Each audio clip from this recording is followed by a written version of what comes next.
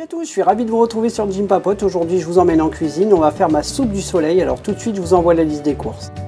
1, 2, 3, soupe du soleil et c'est parti. Une poitrine crue, fumée, à peu près 2 à 300 grammes et vous allez venir me couper ça en gros morceaux bien généreux.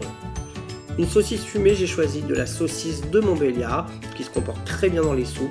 Pareil, en gros tronçons, on n'hésite pas. 3 feuilles de basilic.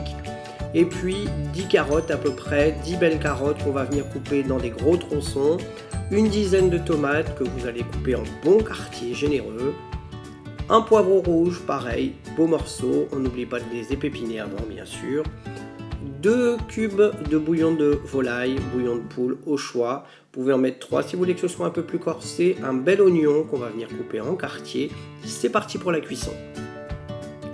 J'ai choisi de l'huile d'olive puisque c'est mon huile préférée et on va y faire revenir les oignons.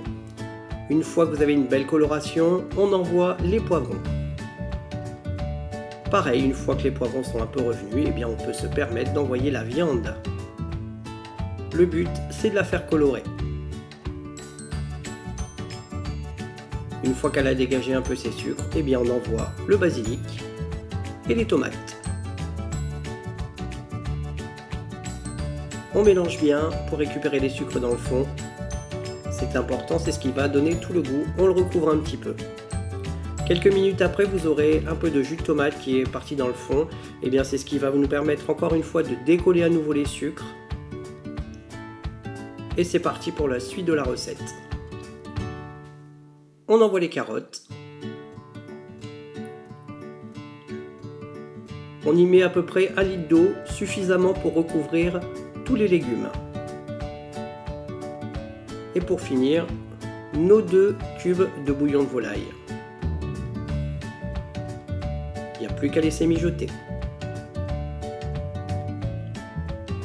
Au bout de quelques minutes, vos carottes seront cuites, ça veut dire que la soupe est prête. On y retire donc la viande, d'où l'intérêt d'avoir fait des gros morceaux pour ne pas avoir cherché partout. On les passe au blender ou au mixeur plongeant. On le passe au tamis.